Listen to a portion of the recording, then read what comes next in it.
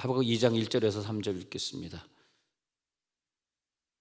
2장 1절에서 3절 시작. 내가 파수하는 곳에 서며 성루에 서리라. 그가 내게 무엇이라 말씀하시는지 기다리고 바라보며 나의 질문에 대하여 어떻게 대답하실는지 보리라 하였더니 여호와께서 내게 대답하여 이르시되 너는 이 묵시를 기록하여 판에 명백히 새기되 달려가면서도 읽을 수 있게 하라. 이 묵시는 정한 때가 있나니 그 종말이 속히 이르겠고 결코 거짓되지 아니하리라. 비록 더딜지라도 기다리라. 지체되지 않고 반드시 응하리라. 아멘. 러시아의 그 톨스토이는 신앙인 중에서도 정말 믿음이 좋은 사람입니다. 그래서 문학 작품을 쓸 때마다 성경에 있는 그런 내용들이 투영이 되도록 염두에 두고 쓰게 됩니다. 그가 봤던 역사관은 정말 훌륭한 역사관이었죠. 러시아 사람인데 19세기에 톨스토이의 작품들을 보면은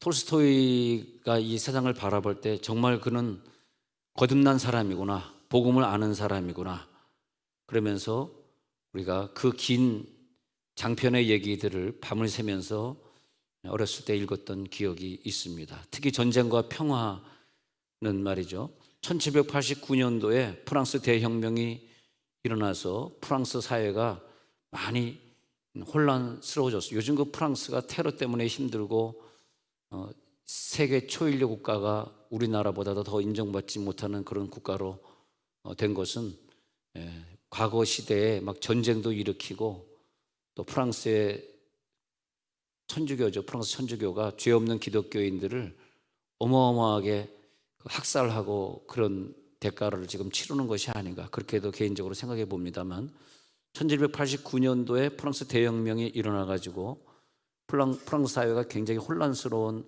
틈을 탑니다. 그때 일어난 인물이 나폴레옹이죠. 나폴레옹은 일단 프랑스부터 자기가 장악을 한 다음에는 그 다음에 사람들 군사로 훈련시켜가지고 유럽 전역에 전쟁을 일으키고 세계를 정복하는 꿈을 꿉니다. 그리고 자기 말에 따르지 않는 수많은 사람들, 또 적군들을, 자기 적이죠, 많이 죽였습니다.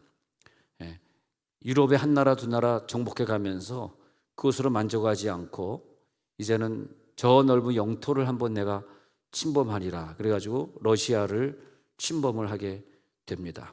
1805년 아우스텔리츠 전쟁이 일어나는데, 아우스텔리츠 전쟁은 나폴레옹과 오스트리아 연합군 싸운 전쟁인데, 이때 나폴레옹이 유명한 말을 남깁니다.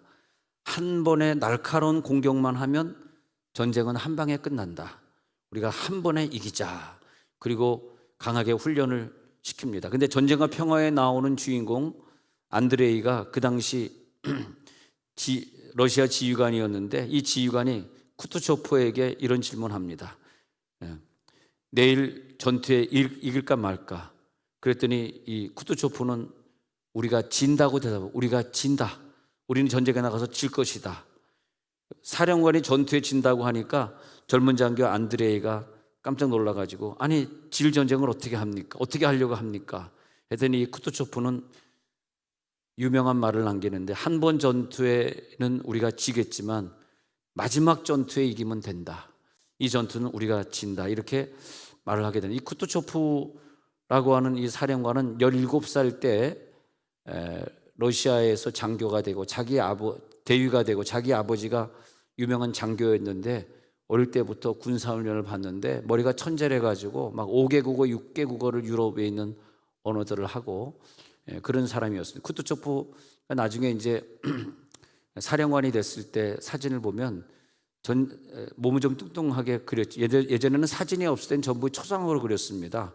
그래서 왜 사진이 없이 초상화인가 이렇게 생각하실 때, 옛날에는 사진기가 발달되지 않을 때는 아주 그냥 똑같이 그림을 그리는 예술가들이 있었어요. 그래서 이렇게 그림을 그렸는데, 쿠투초프 사진을 보면 항상 비스듬하게 찍습니다. 그래서 왼쪽에서 찍어요. 왼쪽에서 그립니다. 오른쪽 눈이 안 보이는데 오른쪽 눈은 전쟁 중에 실명을 하게 됩니다. 그래서 쿠투초프는 참 상처를 많이 가지고 있는 사람인데 평생 전쟁으로 살았죠. 총알이 나중에 날라오는데 한번 그 사진을 보면 총알이 그 관자놀이를 왼쪽 관자놀이에 총알이 들어와 가지고 오른쪽 관자놀이를 통해서 나가 가지고 뇌를 완전히 관통했다 이렇게 봤습니다. 물론 그 당시에 의학은 발전하지 못했지만 저 그림대로 저렇게 총알이 완전히 뚫고 나갔습니다. 그래서 그 다음 그림에 보면은 이렇게 사람 저 쿠드초프 봤을 때 저렇게 총알이 뚫고 나가가지고 그래서 이 사람은 죽었다, 쓰러져가지고 이제 죽은 줄 알았습니다. 그런데 수술을 또 해가지고 살아나가지고 그래서 왼쪽 눈이 안 보이게 됐는데 그런데 그것을 비밀로 했습니다. 비밀로 하고 내 왼쪽 눈 안 보인다고 말하지 마라. 그리고 이제 계속 싸우게 됐는데 우리가 진다 이렇게 말한 것은 뭐냐면 그것은 그 유명한 전쟁의 병법이었습니다. 그래서 이제 젊은 장교가 야 이거 어떻게 싸워야 되겠느냐 안드레이가 이제 그러고 있을 때 우리는 여기서 졌다 이렇게. 그다음에 이제 나폴레옹이 이제 60만 대군을 이끌고 진격이 옵니다. 1812년입니다. 1812년 60만 대군을 이끌고 러시아를 침공하는 그 유명한 전쟁이 있어요. 그때 쿠드초프는 사병들을 이끌고 계속 후퇴를 합니다. 그래서 우리는 졌다 하고 후퇴를 합니다. 그래가지고 이겼다 그래가지고 나폴레옹이 계속 와가지고 모스크바까지 해가지고 모스크바에 깃발을 꽂으려고 봤더니 졌다 그러면서 도망갔는데 진짜로 그 마을에 아무도 없고 마을 건물마다 전부 불타고 있는 거예요. 다 제가 돼버렸어. 그래서 이것들 봐라 다 도망가 버리고 말았네. 그래가지고 잘 됐다. 그래가지고 거기서 진치고 있었습니다. 그런데 웬걸요? 그것은 쿠드초프의 작전이었었습니다. 그리고 시간이 지나면서 모스크바에 머물고 있던 나폴레옹의 대군들이 연합군이 결국은 배가 고파지고 먹을 것이 없게 되고 그렇게 됐을 때 쿠드초프 대군들이 모스크바를 점령해가지고 그대로 싹 죽여버립니다. 그래가지고 전쟁에 이기게 되는 거죠. 그게 이제 겨울에서 그런 전쟁에 이기게 됩니다. 그러니까 겨울이니까 얼마나 춥습니까? 유럽 저 프랑스보다 더 춥거든. 그러니까 이 전쟁에 이길 수가 없고 다 동상으로 죽고 막 죽은 거예요. 그때 나폴레옹이 크게 후회하게 되죠. 마지막 전쟁엔 내가 졌구나. 그래가지고 그는 결국 잡혀가지고 1812년도에 러시아 전쟁 패배한 대가로 엘바 섬에 유배됩니다. 그런데 또다시 기회를 얻어서 3년 후에 1815년에 한 번 더 전쟁을 일으킨 것이 여러분 이렇게 워털루 아시죠? 워털루 전쟁이죠. 워털루 전쟁에서 결국은 완전히 패배하고 헬레나 섬으로 유배됐다가 나폴레옹의 인생은 끝나게 되는 걸 볼 수 있어요. 하나님의 역사라고 하는 것은 중간에 우리가 좀 이 코로나 때문에 하나님 앞에 예배를 좀 빠쳤다 할지라도 때로는 우리가 지난날에 하나님 앞에 좀 끊어야 되는 걸 끊지 못했다 할지라도 항상 우리들에게 필요한 것은 마지막에 천국에 가네요. 우리는 마지막 전쟁이 중요합니다. 내가 신앙생활을 잘 못했다 할지라도 어떤 사람은요 병석에 누워가지고 다 회개하고 평생 예수 믿는 사람보다 더 기쁘게 편안하게 천국 가는 사람도 봤어요. 그래서 우리의 전쟁은 마지막 전쟁이거든. 마지막 전쟁에 우리가 이겼느냐? 그래서 지난 날에는 우리가 패배를 경험할 수도 있고 예배 생활에 있어서 부끄러운 예배 생활이라고 말할 수 있을 수도 있어요. 그러나 항상 성경은 최후 심판을 말하는 거거든. 최후 심판 때 내가 승리해야 된다라고 하는 것입니다. 최후 심판 때. 그러니까 우리가 늘 최후 심판을 생각해야지 지금 모 나라에서 탈북자 몇 명 잡아가지고 그 불쌍한 탈북자들을 잡은 다음에 다시 북한으로 막 하는 그런 나라들 있지 않습니까? 지금은 자기네들이 그 불쌍한 사람들을 잡아가지고 보내버리면 그들은 북한에 가서 고문을 당하거나 사형을 당하거나 또 여자들은 얼마나 죽을 고비를 많이 넘기는지 말이에요. 그러고 있는데 그 사람들의 목숨을 중요하게 생각하지 않고 막 탈북자들을 북한으로 보내버리는 그런 사람들이 지금은 이기는 것 같지만 결코 그게 승리가 아닙니다. 승리는 이 세상의 주관자 하나님이 같이 하시는 것이 승리인 줄로 믿습니다. 지금 우리가 작은 싸움에 이겼다고 자랑하고 좋아할 것이 아니다. 지금은 그분들이 이기는 것 같지만 마지막 심판대 앞에서 이길 것인가? 하나님은 곧 이 세상을 심판할 날이 다가오고 있습니다. 곧 여러분들은 승리하리라. 승리의 세계가 기다리고 있다 이것입니다. 하박국은요, 많은 소선지서 12권 중에서도 하박국은 다른 선지자들과 달리 과감하게 하나님 앞에 질문을 해요. 하나님 왜 이렇습니까? 막 따져요. 감히 우리가 그럴 수 없잖아, 하나님 앞에. 근데 자기가 가진 의문을 막 하나님 앞에 물어봅니다. 그래서 하박국 1장 2절에 가서 보니까 그렇게 막 묻는 거예요. 아니, 이렇게 부르짖고 기도하는데도 하나님 안 들으세요? 어느 때까지 안 들으시는 거예요? 지금 저 사람들이 강포로 말미암아 이렇게 못 살게 굴고 있는데, 이 모양인데, 이 지경인데 뭐 하시는 거예요? 하박국은 그렇게 물어보면서 하나님의 응답을 듣고자 합니다. 아까 우리 30분 찬양할 때 그 찬양 속에 찬양을 부르면서 내가 느낀 게 뭐냐, 오늘 설교에 대한 답이 저 찬양 속에 다 들어가 있네. 야, 저 찬양곡 리스트를 누가 짰는지 모르지만 엄청난 예언자입니다. 그 곡 리스트를 짜지. 오늘 설교랑 똑같은 얘기. 포도나무가 마르고 다 나오잖아요. 야, 저 찬양 인도자를 꼬신 그 남자는 누굴까? 갑자기 그게 부해가 일어나는 거야. 주여, 저렇게 훌륭한 아버지, 난 교사 부인이 제일 부럽더라. 넘어가겠습니다. 그래서 하박국 1장 2절 다시 읽어보겠습니다. 하박국 1장 2절. 자, 시작. 여호와여, 내가 부르짖어도 주께서 듣지 아니하시니 어느 때까지리이까? 내가 강포로 말미암아 외쳐도 주께서 구원하지 아니하시나이다. 하나님 앞에 어떤 음성을 듣기 위해서 하박국은요, 근데 하나님은 정말 우리의 친아버지보다 더 순하시고 더 온유하시고, 여러분 오늘도 기도하시다가 하나님 앞에 막 물어보시기 바랍니다. 하박국의 이 질문을 하나님이 너무 기뻐하셔요. 야, 네가 정말 끝까지 집요하게 하나님의 뜻을 묻고 있구나. 우리가 이렇게 부르짖어 기도하는데 왜 듣지 아니하세요? 어느 때까지 이러실 거예요? 그때는 언제예요? 저 강포한 사람들이 세상을 지배하고 있어요. 저 공산당들이 저렇게 불쌍한 사람들을 막 죽여가고 있어요. 저렇게 미얀마의 공산당 정권이 죄 없는 수많은 사람을 지금 죽였어요. 하나님 뭐 하세요? 언제 구원하시렵니까? 자, 3절 읽겠습니다. 하박국 1장 3절. 자, 시작. 어찌하여 내게 죄악을 보게 하시며 패역을 눈으로 보게 하시나이까? 겁탈과 강토가 내 앞에 있고 변론과 분쟁이 일어났나이다. 지금 많은 쓸데없는 변론이 있고 분쟁이 있습니다. 왜 우리들의 자녀들이 저런 죄악을 보게 하십니까? 왜 저런 패역을 눈으로 보게 하십니까? 왜 저런 소리를 귀로 듣게 하십니까? 겁탈과 강포가 있습니다. 4절 읽어봅니다. 4절 그 다음 주 시작. 이러므로 율법이 해이하고 정의가 전혀 시행되지 못하오니 이는 악인의 의인을 에워쌌으므로 정의가 굽게 행하여짐이니이다.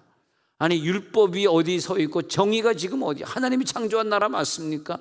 정의가 어디 있으며 악인이 오히려 의인을 이기고 말이에요. 정의가 굽어지게 행하여지고 있잖아요. 하나님 어디 계십니까? 이렇게 묻고 있거든요. 근데 하나님의 대답은 바벨론 70년의 속죄가 지나간 후에, 그 후에 응답하겠다는 하나님의 대답입니다. 사실은요. 그래서 자신이 가지고 있는 의문을 하나님께 물어보잖아요. 이게 뭐냐면 어떤 문제를 가지고 끝까지 하나님의 뜻을 깨닫고자 씨름하는 사람이 하박국입니다. 할렐루야. 그래서 하나님이 하박국을 좋아하는 거예요. 하박국을 좋아하는 게 뭐냐?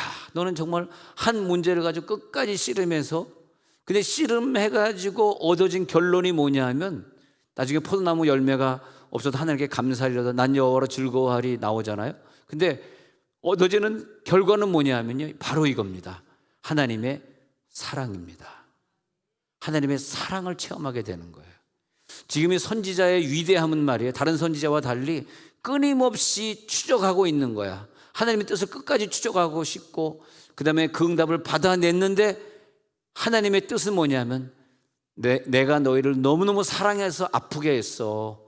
내가 너희를 너무너무 사랑해서 외롭게 했어. 내가 너무 사랑해서 물질 좀 걷어간 거야. 너무너무 사랑해서 저 악인의 강포를 강하게 허락한 거야. 그것을 하박국이 나중에 깨닫게 된 것이란 말이에요. 예? 그래서 이 선지자 하박국이 품고 씨름했던 문제들은 하박국의 문제만이 아니고 모든 선지자들의 소서진저 12권의 똑같은 문제입니다. 근데 하박국만 질문하다가 포도 열매가 없고 외양간에 송아지가 없어서 난 여호와로 즐거워하리가 대답이 나오게 될 만큼 묻고 답을 받고 질문하고 답을 받고 그랬던 거죠. 오늘의 현실의 내 가정과 내 국가와 이 세계에 당면한 문제들을 하나님 앞에 갖다 놓고 질문하고 있는 거야. 여러분, 세종온누리교회는 나 자신만을 위해 세워진 교회가 아니고 세계 선교 사명을 안고 세워진 교회이기 때문에 꼭 기도할 때마다 미얀마를 위해 기도해 주시고 또 아프가니스탄 위해 기도해 주시고 홍콩 위해 기도해 주시고 제가 3년이라고 하는 제목을 드렸습니다.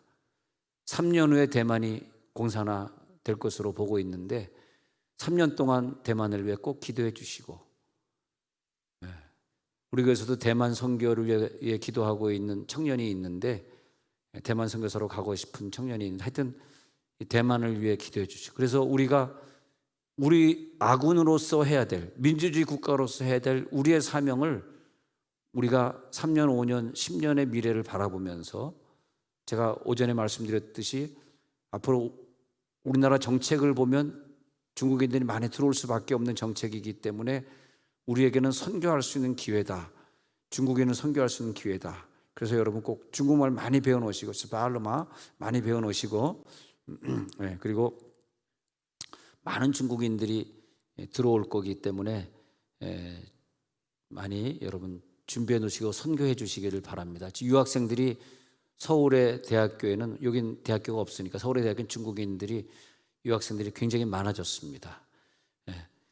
항상 모든 건요 양면성이 있는 거예요. 나쁜 쪽만 보지 마시고 하나님이 얼마나 중국인들을 사랑했으면 한류 열풍을 타고 중국인들이 들어와서 근데 그들이 중국에 있을 때 우리가 가서 선교했는데 선교사를 내쫓으니까 또 대한민국의 여러 가지 정치적 상황을 바꿔주시면서 중국인들이 또 들어오게 이렇게 되잖아요. 그래서 우리는 세종에 살고 있습니다만 중국 선교를 많이 중국 유학생 선교죠. 그리고 또 이 노동시장에 들어오는 많은 이슬람권의 사람들 우리가 많은 사랑을 해드려야 되겠습니다. 그것이 뭐냐면 어떤 질문을 해보고 하나님의 대답을 들을 때 이 대답을 듣는 비결 좀 말씀드리려고 해요. 대답을 들을 때 하나님의 사랑의 근거에서 들으면 그게 하나님의 음성이에요. 근데 끝까지 내 주장을 버리지 아니하고 내 소견을 가지고 하나님 앞에 물어보면 하나님이 아무 대답도 안 해주세요. 너 원래 네 생각 갖고 있잖아. 근데 아까 진짜 보니까 아까 이경순 개인전 가보니까 야 대단하네. 이경순 개인전 우리 이경순 집사님이 한솔동 저 사진 나오네. 발표회를 이렇게 했는데요. 금요일까지 하고 있는데 이 캘리그래피 글씨를 쓰는데 미술을 전공하신 분인데 할렐루야. 너무너무 그림과 그런 글씨가 이쁘더라고요. 야, 우리 교인이 이런 그런 재주가 있구나. 그래서 오늘부터 금요일까지 금강문화관 세종보 갤러리 한솔동 나리로인데 이제 남편이 수자원공사 하여튼 수자원공사에 있거든요. 그래서 그 수자원공사 2층인데 너무 좋아하죠. 이걸 보면서 야, 하나님이 우리들에게 이렇게 좋은 재능들을 주셔서 내가 가지고 있는 재능들을 가지고 하나님이 주신 응답들을 어떻게 되냐? 받아 적어내는 거죠. 그래서 오늘 하박국에게 하는 말이 내가 너에게 음성을 주는데 그 음성을 네 재주를 향해서 써내려가라는 거예요. 그리고 달려가면서도 읽게 하려는 거예요. 뛰어가면서도 읽게 하려는 거예요. 너무나 그 글이 좋아서, 하나님 주신 응답이 너무 좋아서 너의 마음판에 완전히 새겨버리되 달려가고 뛰어가면서도 읽을 수 있게 새겨달라는 거야. 너에게 그런 재능을 줬잖아. 그런 미술의 재능, 그런 글씨 쓰는 재능을 줬잖아. 그림 그리는 재능을 줬잖아. 그것으로 하나님이 이 세상을 얼마나 사랑하시는지를 꼭 표현해 줘. 그게 너의 간증이야. 우리 모두의 간증입니다. 어떤 사람만 개인전을 하고 어떤 사람만 꽃으로 피어나는 것이 아니라, 어떤 사람은 음악으로, 어떤 사람은 미술로, 어떤 사람은 자기의 또 다른 재주를 가지고 해낸다는 거죠. 예. 그래서 오늘 2장 1절에 가서 보니까 읽어봅시다. 하박국 2장 1절 시작. 내가 내 파수하는 곳에 서며 성루에 서리라. 그가 내게 무엇이라 말씀하실는지 기다리고 바라보며 나의 질문에 대하여 어떻게 대답하실는지 보리라 하였더니. 이 구절이 왜 중요하냐 하면, 하나님이 응답을 주긴 주셔야 되는데 어떤 사람에게 주냐 하니까 파수하는 곳에 서 있는 사람에게 준다는 거예요. 누가 아픈 자를 위해 금식하며 눈물로 기도하겠습니까? 누구냐? 파수꾼이다. 이 세계를 짊어지고 이 질병을 내 질병이다, 내 남편이 아프다, 그런 마음으로 서 있는 사람이 파수꾼이요, 중보자입니다. 그가 성루 꼭대기에 서서 늘 신앙생활 할 때, 나 후방에 있는 사람이야, 저 사람들이 알아서 기도해 주겠지, 나는 기도 안 해도 돼, 저 사람들이 알아서 성경 읽지, 난 안 읽어도 되지, 그런 사람에게 응답을 주지 않겠다는 거예요. 파수하는 곳에 서 있는 사람, 성루 꼭대기에 서 있는 사람에게 무엇이라 말씀하시는지 하나님이 주시겠다는 거죠. 기다리고 바라보며, 여기 보니까 2장 1절에서 기다리고 바라보며 나의 질문에 대하여 어떻게 대답하실는지 보리라. 기다리고 바라보고 보리라. 할렐루야. 그리고 하나님이 하박국을 기뻐하시는 거예요. 야, 어떻게 응답하시는지, 아니 하나님은 어떻게 해야 되겠습니까? 물어보고 나서 그 다음에 내가 뭘 물어봤는지 기억도 못한다면 하나님이 어떻게 그 사람에게 음성을 들려주시겠어요? 왜 나에게 음성 들려주지 않습니까? 그렇게 말하기 전에 먼저 내가 중보자로 서 있는지, 파수꾼의 생활을 내가 하고 있는지, 그리고 그 하나님의 음성을 진짜로 사모하고 있는지, 그것을 우리들이 봐야 된다는 거죠. 이게 뭐냐면, 내가 너에게 지금 음성 좀 들려주려고 그러는데 영적인 귀를 열어놨니? 영적인 귀가 열려있니? 그런 거죠. 언제 내가 너에게 들려줄 줄 알아? 네가 나에게 집중할 때 들려줄 거야. 내 말에 집중하고 있어? 오늘 저녁에 뭔가 들려주려고 그러는데 준비됐어? Are you ready to listen? 네가 들을 만한 준비가 돼 있어? 마태복음 6장 6절 한번 가서 봅시다. 그래서 하나님이 우리들에게 말씀하실 때 1대1로 말씀하시죠. 시작. 너는 기도할 때 내 골방에 들어가 문을 닫고 은밀한 중에 계신 내 아버지께 기도하라. 은밀한 중에 보시는 내 아버지께서 갚으시리라. 여러분, 정말 하나님의 응답을 받고 싶으신 분은 하나님과 은밀한 관계를 맺으시기 바랍니다. 은밀한 사랑, 그렇잖아요. 은밀한 중에 기도하는 사람, 은밀한 중에 보시는 내 아버지께서 오늘 기도하시면서 이 장소에서 깊은 관계, 깊은 단계, 귀를 열어놓는 단계. 그리고 그 말은 뭐냐면, 하나님, 내가 오늘 기도하는데요, 2장 1절에 이 말은 뭐냐면 100% 듣겠습니다. 하나님 왜 응답을 안 해주냐 하면, 예를 들어서 하나님, 나 어느 나라 선교 갈까요? 안 들려줘. 왜냐하면 나 아직 선교 갈 때 못했어. 아직 애들 어려. 넌 지금 직장이 있어. 너는 지금 갈 단계가 아니야. 네가 좀 더 준비가 돼야지. 너를 후원할 교회들도 지금 다 준비가 안 됐죠. 네가 갑자기 가가지고 어떻게 할 거야? 이런 경우더라고요. 실제로 내가 그런 경우를 봤는데, 100% 순종할 수 있는 단계가 딱 됐을 때, 그때 너가 갈 곳은 아프리카다, 뭐 이렇게, 아프리카의 어느 나라에 어느 마을에 가면 거기 부족이 한 100여 명 살고 있는데 거기가 너의 남은 인생을 보낼 것이다, 이런 음성을 들려주는. 바울은 아주 정확하게 마게도냐 사람이 와서 우리를 도우라라든지, 유라굴로 광풍을 만났을 때 그 배 안에서 바울에게 네가 절대 죽지 아니라 이 배는 파손하지 아니하고 하나님 원하는 곳까지 내가 가게 되리라는 그런 천사의 음성을 구체적으로 듣지 않습니까? 근데 그런 음성을 들을 때 보면은 내가 100% 순종할 수 있는 단계, 선교사로 떠나면서 배를 탔을 때, 그 배를 타고 선교지에 곧 도착해서 남은 인생을 거기서 보내려고 할 때 들려주는 것이지, 뭐 그냥 아무 생각 없이 나 어디로 갈까요? 거봐, 아무 소리도 안 들렸잖아. 그러니까 나는 그냥 가는 거 아니야. 그런 사람에겐 보여주지도 않고 들려주지도 않는다. 그래서 하박국은 이걸 듣고 싶어서 정말 간절한 마음으로 기도하고 있습니다. 그래서 하나님의 뜻을 발견하고 하나님의 음성을 들었을 때는 그 사람들의 특징을 보니까 음성 들었습니다. 근데 그 음성이 진짜 하나님의 음성이었어. 근데 그게 뭐냐니까 그 음성을 듣고 액션을 취할 준비가 돼 있는 분들이었습니다. 제가 볼 때는 그 액션을 취할 준비가 돼 있는 사람들에겐 들려주는 거야. 근데 아직 액션을 취할 준비는 안 되어 있는데 괜히 한번 듣고 싶은 거야. 그러면 안 되는 거죠. 헌금도 마찬가지입니다. 헌금도 이게 본인이 없으니까 얘기해도 되겠다. 어떤 분이 교회를 떠나면서 목사님, 제가 갑자기 이사를 멀리 하게 돼서 교회를 떠나는데, 목사님 죄송합니다. 내가 집사님이 떠나면 어떡해요?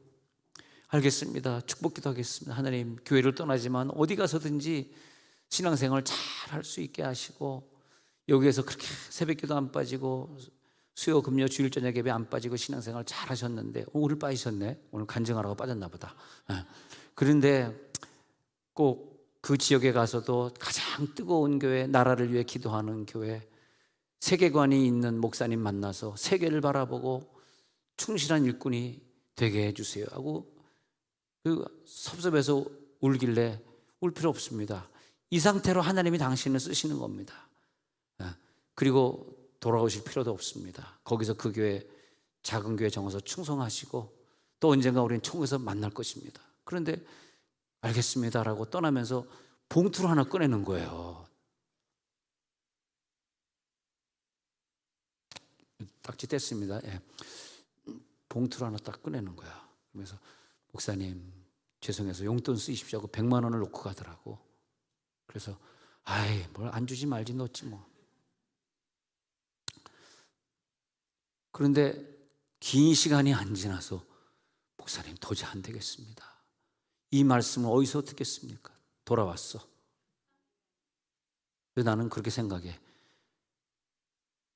죄송한 얘기지만 헌금을 많이 드린 사람은 교회를 못 떠나더라고. 왜냐면 투자한 돈이 있어서. 본전 생각나서 못 떠나. 진짜 내가 목회하면서, 목회 지금 엄청 오래 했습니다. 이렇게 젊어 보이지만 목회만 42살인데도 목회가 37년이나 얼마나. 근데 막 느끼는 건 헌금 안 하는 사람은 교회를 쉽게 떠나. 떠난 애들은 다 헌금 안 하는 애들이야. 진짜요. 왜냐하면 주인의식이 생기면요 절대 못 떠납니다. 헌금하십시오. 주여 100만 원 생각나서 돌아온 거야. 진짜. 그래서 내 곁을 떠날 때 얼마나 미안했으면 100만 원을 주고 가셨을까. 그리고 솔직히 얘기해서 떠난 사람, 내가 떠난 사람까지 기억하겠어. 그리고 이제 떠난 거지. 근데 몇 날이 못 되어 돌아왔더라고. 목사님 그 집 팔고 정리하고 다시 왔습니다. 그런데 감사하더라고. 얼마나 반갑던지. 왜? 새벽기도 멤버니까, 우리가 같이 중보기도 하는 멤버니까. 할렐루야. 얼마나 반가워요. 또 와서 교회 지금 열심히 충성하고 있습니다. 여기까지는 얘기 안 하겠지만 장로 투표 나면 한 표 찍어 주십시오. 자, 그건 넘어가겠습니다. 그런 다음에 보니까 말이에요. 하나님 언제 응답하시겠습니까? 순종하는 자에게. 근데 응답했게. 근데 응답이 안 왔어. 그럼 우리는 어떻게? 더 기다리는 거야. 오늘 응답해 줄 것 같은데 또 기다려야 돼. 또 기다려야 돼. 또 기다려야 돼. 끝까지 기다리는 거예요. 그러면서 2장 1절에 보니까 2장 1절에 어떻게 대답하실는지 보리라. 이것이 응답을 달라고 음성을 듣겠다고 기도하는 자의 자세입니다. 내게 대하여 어떻게 대답하실는지 내가 보리라. 할렐루야. 어떻게 응답하실는지 보리라. 헌금 얘기만 본인이 없어서 그런데 헌금 얘기 그것뿐만이 아니라 오는데도 1,000만 원을 들고 왔더라고. 그래가지고 500만 원짜리 이렇게 두 뭉치, 500만 원짜리 100장이면 한 묶음이잖아요. 근데 나는 참 목회하면서 사례비를 하도 많이 받고 다니니까 누가 사례비를 뜩 주면은 딱 잡으면 이게 얼마인지 알아. 야, 기가 막히지. 근데 어떤 분은 나한테 기도를 많이 부탁하려고 헌금을 냈는데 1,000원짜리 이렇게 두툼하게 내는 거야. 그런데 많은 줄 알고 그날 예언기도를 길게 해주잖아. 근데 나는 딱 잡으면 1,000원짜리인지 10,000원짜리인지 50,000원짜리인지 안다. 속이려고 그러지 마라. 그래서 물론 헌금으로 들고 왔습니다만, 헌금을 드렸습니다만, 그때 그냥 그 소속감을 가지고 믿음을 가지고 있는 자세는, 그냥 헌금 얘기다 말. 우리가 어떤 하나님 내가 헌금을 얼마 드릴까요? 이렇게 할 때 하나님의 음성을 들어봐. 하나님의 음성을. 하나님 어떻게 할까요? 그런데 드릴 마음이 없어서 물어보는 자에게 응답을 주시면 얼마나 부담스럽겠어. 그잖아. 드릴 마음도 없고 돈도 없고 무슨 뭐 빚내 갖고 헌금 드리면 안 되는 거잖아. 그건 가정이 망하는 거니까. 그건 아니잖아. 그럼 내가 돈이 있어야 헌금하는 거지. 또 자식에게 물려줄 것도 남기고 헌금하는 거지. 어떤 사람 미쳐가지고 뭐 자식에게 물려줄 것을 다 드리는 아멘. 그런 사람은 아니잖아. 그잖아요. 그러니까 하나님한테 물어볼 때도 다 준비되고 하나님이 어떤 액수를 말씀하시더라도 전 순종할 수 있습니다. 이런 큰 믿음을 가질 때 하나님이 그래 1,000만 원 내라 이렇게 하는 거 아니에요? 아멘. 아무도 안 하니까 나 혼자 하면 그런 거 아닙니까? 그런 것처럼 우리가 하나님 앞에 새해에는 내가 무엇을 봉사할까요? 물어봐. 목사님이 저렇게 칸타타 하라고 목이 찢어져라 광고하시는데 칸타타 할까요 말까요? 물어봐. 하지 마라 하는 사람 있으면 나와봐. 그러잖아요. 그렇지 않습니까? 꼭 물어보세요. 뭐든지. 하박국처럼 물어보는 거야. 칸타타 이번에 내가 할까요 말까요? 내가 1년 동안 예배 많이 못 드렸는데 성가대 못 했는데 할까요 말까요? 하나님은 분명히 답이 있더라고. 내가 안 물어보고 행하는 거지 매사는 답이 있어. 매사는 하나님 뜻이 없는 건 없어. 100% 있습니다. 그러나 내가 어떤 말을 하더라도 준비된 사람은 들려주는 것이고 괜히 이거 물어봤다가 나한테 이렇게 대답하면 감당할 수 없는 대답은 우리가 아예 안 물어보니까 하나님이 너 안 물어봤잖아. 그대로 네가 원하는 대로 살아. 괜찮아. 네가 원하는 대로 산다 그래서 너 무슨 뭐 저주받냐? 아니야. 넌 하나님의 사랑을 받는 사람이야. 그런 거죠. 그러니까 걱정하지 마시고 꼭 알고 싶으면 물어보시기 바랍니다. 그래서 하박국 2장 2절이에요. 하박국 2장 2절 읽어봅니다. 시작. 여호와께서 내게 대답하여 이르시되 너는 이 묵시를 기록하여 판에 명백히 새기되 달려가면서도 읽을 수 있게 하라. 그러니까 이것을 너에게 줄게. 그게 어디에 기록됩니까? 어디에 기록되는지 아니? 어디죠? 너의 육체의 기록이 돼. 너의 마음판에 기록이 돼. 너의 마음판에 하나님이 우리들에게 주시는 음성은요, 뭐가 제대로 된 음성이냐 하면 그 음성을 듣고 그대로 살아가는 사람이 그 음성이야. 좀 어려운 얘기지만 하나님의 음성이 들렸잖아. 들린 거랑 나랑 전혀 딴판을 살아. 그건 하나님의 음성 아니야. 그건 잘못 들은 음성이야. 하나님의 음성을 제대로 들은 사람은 그 음성대로 살아야 돼. 그리고 내 자녀들이 우리 부모를 봤을 때 우리 엄마는 저번에 어떤 음성 들었다 그러더니 정말 그대로 순종하고 사네. 그대로 헌신하네. 그 삶이 그대로 하나님의 음성이네. 우리 엄마를 보면 하나님의 음성을 내가 들을 수 있어. 우리 아버지를 보면 하나님의 음성을 들을 수 있어. 마음판에 새겼어. 그래가지고 달려가면서도 우리 자녀들이 읽을 수 있게, 뛰어가면서도 읽을 수 있게 명백히 새길 수 있어? 그러면 내가 너에게 음성을 들려줄게. 할렐루야. 새겨. 여러분, 우리가 살아가는 하루하루 삶이요, 역사적으로 보면 좀 펼쳐놓고 보면 우리 자녀들이 다 따라합니다. 다 따라해. 우리가 좀 예배 나오기 싫을 때도 나와야 되는 것은 우리 자녀를 사랑하기 때문에 그런 거예요. 왜? 우리 부모님은 내가 예배 중에 너와 만나리라. 거기서 내가 너에게 대답하리라 라는 음성을 들은 사람이야. 그러니까 저렇게 예배를 철저하게 지키지. 그 음성 나도 듣고 싶어. 그러니까 부모에게 들려줬던, 뭐 부모가 어떤 음성을 들렸는지 얘가 들은 게 아니라, 배운 게 아니라, 우리 부모는 분명히 무슨 음성을 들은 사람 같아. 마음판에 그 음성이 예배 성공하는 그 음성이 들린 것 같아. 그 음성 하나님 나도 듣겠습니다. 그 자녀도 부모를 통해서 그 음성을 가지고 사는 거죠. 고린도후서 3장 2절 보겠습니다. 고린도후서 3장 2절. 자, 읽겠습니다. 시작. 너희는 우리의 편지라 우리 마음에 썼고 뭇 사람이 알고 읽는 바라. 3절. 너희는 우리로 말미암아 나타난 그리스도의 편지니 이는 먹으로 쓴 것이 아니요 오직 살아계신 하나님의 영으로 쓴 것이며 또 돌판에 쓴 것이 아니요 오직 육의 마음판에 쓴 것이라. 하나님의 음성 들려주신 것은 편지입니다. 그 편지는 우리들에게 간증으로 기록되어지고 우리들의 삶 속에 기록되어지게 된 것이죠. 그리고 그 삶을 보고, 여러분 요즘 우리 기독교인들이 욕 많이 먹는 사상 초유의 사태를 맞이했는데, 거꾸로 직장에서나 어디에서나 어떤 사람들이 여러분의 삶을 보고 이제는 교회 다닐게라는 시대가 열려지기를 우리는 소망합니다. 여러분들이 직장에서 휴지를 줍고 좀 늦게 퇴근하더라도 남의 일을 도와주고 욕하지 않고 담배술하지 아니하고 믿는 사람의 모습을 잘 보여줌으로써 당신같이 믿으면 나도 술 담배 끊고 교회 나가고 싶어 하는 사람들이 나와야 되는 시대를 우리가 드디어 살기 시작했습니다. 드디어 살기 시작했어. 그러면서 어떤 사람이 나를 바라보면서 야, 너 보니까 나 절대 교회 가고 싶지 않아.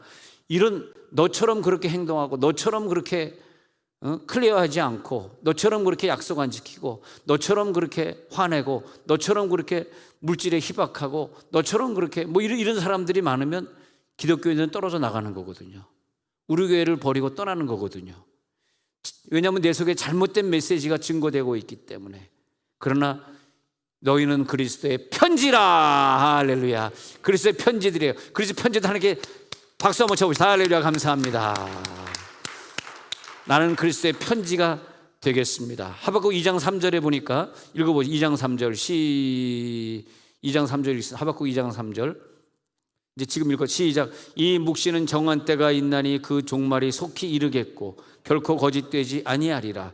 비록 더딜지라도 기다리라. 지체되지 않고 반드시 응하리라. 하나님은 음성을 주셨습니다. 니네가 지금 많이 힘들지, 기독교인들이 많이 힘들지. 그러나 정한 때가 있어. 이제 그 종말이 속히 이루고 있어. 거짓되지 아니야.